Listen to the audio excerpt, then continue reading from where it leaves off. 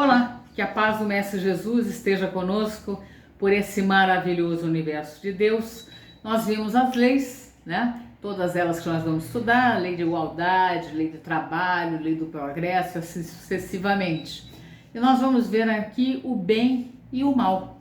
Moral sendo um conjunto de regras que constitui os bons costumes. Isso é moral. Concretiza os princípios salutares de comportamento de que resultam o respeito ao próximo e a si mesmo. Então é um conjunto de regras dos bons costumes da moral. Decorrência natural da evolução, estabelece as diretrizes seguras em que se fundam os alicerces da civilização, produzindo matrizes de caráter que vitalizam as relações humanas, sem as quais os homens, por mais avançados nos esquemas técnicos, poucos passos teria conseguido desde os estados primários do sentimento. Então, a moral, o bem e o mal que nós vamos ver. Então, indagados os espíritos que participam ali da codificação, qual a definição que se pode dar da moral? A questão 629. E eles respondem, questão 629, que eu chamo você a leitura, né? A moral é a regra de bem proceder, isso é, de distinguir o bem e o mal. Será? É ali que está sendo dito. Então é uma regra de bem proceder para a gente distinguir o que é o bem e o que é o mal. Funda-se na observância da lei de Deus. O homem procede bem quando tudo faz pelo bem de todos, porque então cumpre a lei de Deus. Então aquele que faz o bem, né, a todos, por exemplo, pratica o bem, está conforme a lei de Deus, né? A lei de Deus. É o homem que procede bem. É isso. Está conforme as leis de Deus. Então o bem, ele é tudo aquilo que está em conformidade com a lei divina e consequentemente, né, de forma contrária, o mal é tudo aquilo que dela se afasta. Então tudo que está conforme a lei divina, aquilo que Deus nos ensina nas leis, é o bem. E tudo que se afasta disso é o mal. Assim, fazer o bem é estar em conformidade com a lei de Deus. E fazer o mal é infringir essa lei. Por isso, quando a gente vai fazendo o mal, infringe essa lei, se afasta, a gente entra em dor e sofrimento aí, muitas coisas não muito boas para nós, né? Quando a gente anda em conformidade com a lei, as coisas ficam melhores para nós aí, bem melhores mesmo, né? Então, a fim de não se equivocar na apreciação do bem e do mal, é importante observar o que Jesus nos ensinou. Veja o que quereis que se fizesse, ou que não se fizesse para vós. Tudo está nisso, fazer ao próximo o que gostaríamos que ele nos fizesse. É parar para pensar, né, gente? Será que nós gostaríamos que fizesse tal coisa para nós? Porque se a gente não gostar, nós estamos nos afastando da lei de Deus. A gente, quando vai fazer uma coisa, será que gostaria, você gostaria de que fizesse isso com você? É simples assim, é colocar nessa situação. Se não gostou, está se afastando, né? Se você gostou, está dentro da lei, né? Então, perante a lei de Deus, não há castigo nem recompensas, mas somente consequências. Então, perante a lei de Deus não tem castigo, né? Deus não castiga, não tem recompensa, tem apenas consequências. A lei de Deus é a mesma para todas, mas o mal depende, sobretudo, da vontade que se tem de fazê-lo. Então, a lei de Deus é igual. E o mal está relacionado àquilo que a gente tem vontade de fazer. O homem é mais culpável à medida em que sabe melhor o que faz, né? Quanto mais nós temos entendimento, mais a gente vai ser cobrado, não é não, gente? Por quê? Pela nossa consciência. Nós vamos ser cobrados, né? Então, de acordo com as circunstâncias, o bem e o mal têm uma gravidade relativa. A responsabilidade será proporcional aos meios que o indivíduo tem de compreender o bem e o mal. E é assim que o homem esclarecido, que comete uma simples injustiça, é mais culpável do que ignorante que se abandona aos seus instintos. Então, a pessoa, quando ela vai tendo mais consciência, se ela faz alguma coisa que não está conforme a lei, ela vai ser mais cobrada, né? Vai ser mais cobrada, vai ser mais culpável. Então, o mal é de responsabilidade maior de quem a causa.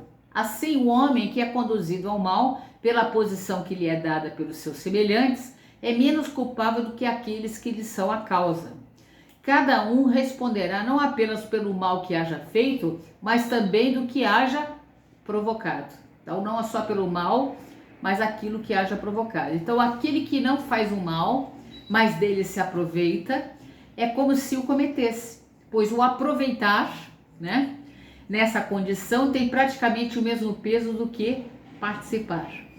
Então, o desejo do mal é tão repreensível quanto o próprio mal, se o que falta é apenas ocasião. A conduta, virtude em resistir voluntariamente ao mal que se deseja praticar, né? Há contudo, uma virtude em resistir voluntariamente ao mal que se deseja praticar. Então, só da gente imaginar, da gente contribuir, a gente está praticando mal, né? Então, a partir do momento em que o relacionamento humano se expandiu pelas necessidades de vivências comutativas, sentiu o homem desejo de elaborar leis que estabelecessem organizações mais apropriadas ao meio em que vivia. Nesse período evolutivo, os seres humanos começam a fazer a distinção entre o bem e o mal. Quando ele começa ali a resolver leis, né? Lembra lá o início, os 10 mandamentos, né? Começa ali a dar condutas, né? Do que é o bem e o que é o mal, ali já começa, né? Somente a partir de Sócrates que passou a moral a ser considerada pela filosofia.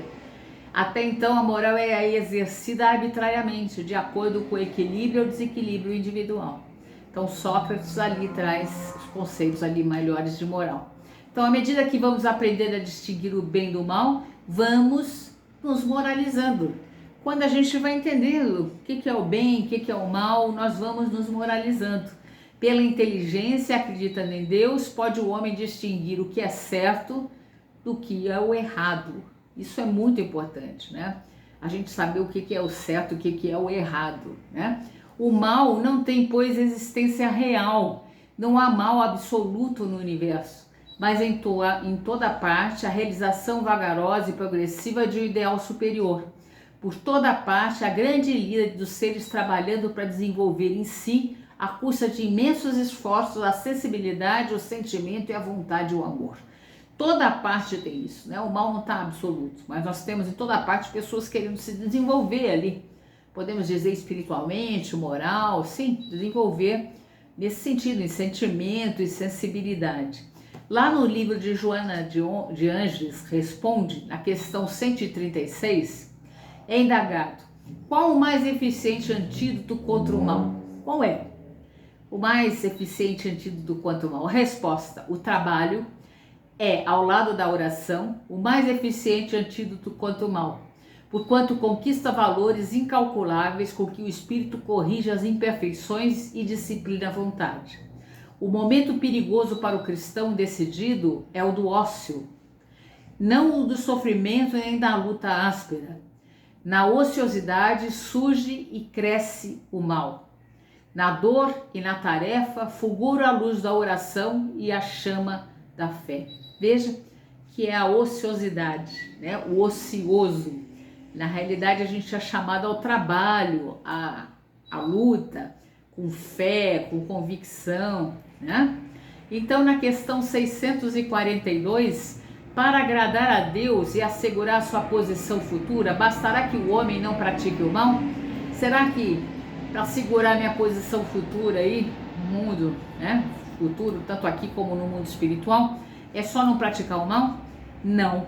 Cumpre fazer o bem no limite das suas forças.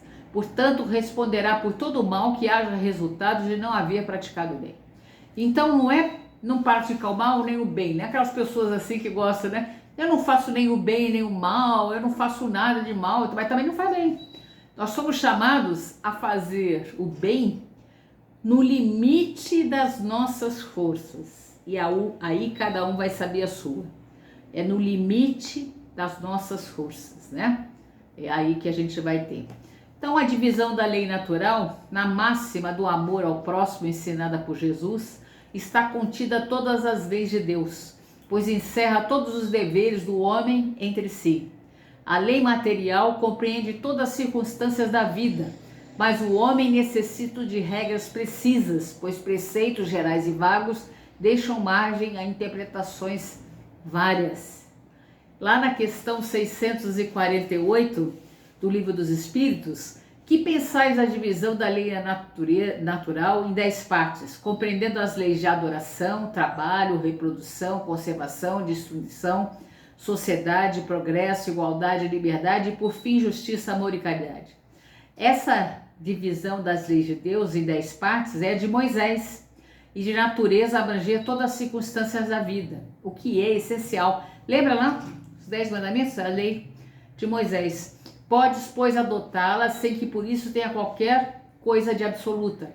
Mas como não o tem nenhum de outros sistemas de classificação, que todos dependem do prisma pelo qual se considere o que quer que seja, a última lei é a mais importante, porque por ser a que faculta o homem adiantar-se mais na vida espiritual, visto que resume todas as outras. Então a gente divide ali, mas a última lei, que é a lei de justiça, amor e caridade, é a mais importante, porque ela vai resumir todas as outras, né? Conclusão, gente. Saibamos, né? Conclusão. Saibamos ouvir a nossa voz interior, a fim de melhor colocar em prática as leis naturais, escritas por Deus em nossa consciência, né? Não tentar anestesiar a nossa consciência, colocar de lado ali, não, mas a gente ouvir a nossa voz interior ali, que é a nossa consciência falando, que são ali onde estão escritas as leis de Deus. Tá bom, gente? Bons estudos para vocês. Nós vimos as leis naturais, lei natural ou lei divina, né? Falamos das leis e nós vamos estudar agora cada uma delas nas aulas futuras, nos nossos encontros futuros, ok? Assim seja, graças a Deus.